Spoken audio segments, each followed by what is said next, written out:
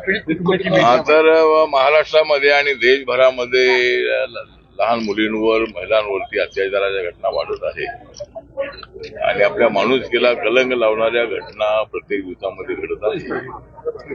याचा जे त्या घटनेमधली घटना म्हणजे कल्याणमध्ये कोळशीवाडीमध्ये अत्यंत निगृण अशा पद्धतीची घटना घडलेली आहे. एका अल्पवयीन मुलीवरती बलात्कार करून तिची हत्या करण्यात आलेली आहे. पोलिसांनी आरोपीला पकडलेला आहे आणि पोलिसांच्या ताब्यामध्ये आता आरोपी आहे. त्या आरोपीची पत्नी ताब्यामध्ये आहे. आताच मी मित्रा कुटुंबाची भेट घेतलेली आहे आणि त्यांनी कळवून मला सांगितलेलं आहे की हा जो आरोपी होता तो गुंड होता.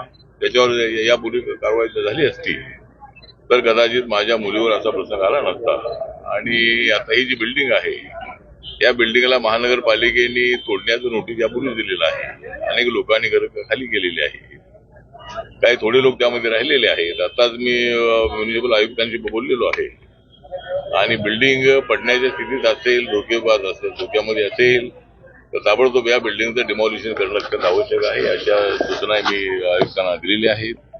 आणि ईसीबी जे आहे ते त्यांच्याशी माझं बोलणं झालेलं आहे आणि आरोपीला फाशी शिक्षा होणं अत्यंत आवश्यक आहे. आणि ज्या आरोपीनं कृत्य केलेलं आहे त्याला साथ देणारी त्याची पत्नी आहे तिला सुद्धा फाशी झाली पाहिजे. अशा पद्धतीची लोकांचा आक्रोश आहे, लोकांची मागणी आहे. माननीय मुख्यमंत्र्यांना सुद्धा हे कुटुंब आमदार मॅडम घेऊन त्यांना भेटलेले आहेत, गायकवाड मॅडम. आणि मुख्यमंत्री फंडातून या कुटुंब अत्यंत गरीब आहे. म्हणजे ड्रायव्हर हा तिचा वडील आहे आणि 2 पिढ्यापासून त्यांचं कुटुंब महाराष्ट्रामध्ये आलेलं आहे, मुंबईमध्ये आलेलं आहे, कल्याणमध्ये आलेलं आहे. आणि अशा पद्धतीनं जी घटना आहे अशी घडणं योग्य नाही. या घटनेचा मी तीव्र निषेध करतो. सामाजिक न्याय अधिकारिता मंत्रालयाचे राज्यमंत्री म्हणून, आरपीआयचे अध्यक्ष म्हणून अशा पद्धतीच्या घटनांना थांबवणं अत्यंत आवश्यक आहे. ही माणुसकी जी आहे ती कुठं गेलेली आहे सांगता येत नाही आहे. रोज अशा पद्धतीच्या घटना घडल्याच्या बातम्या वर्तमानपत्रामध्ये, टीव्हीमध्ये येत आहेत आणि याला थांबवणं अत्यंत आवश्यक आहे. त्यासाठी समाजामध्ये काम करणाऱ्या लोकांनी पुढे आलं पाहिजे आणि अशा पद्धतीचे जे कृत्य करणारे लोक आहेत त्यांना फाशी सजा झाली पाहिजे.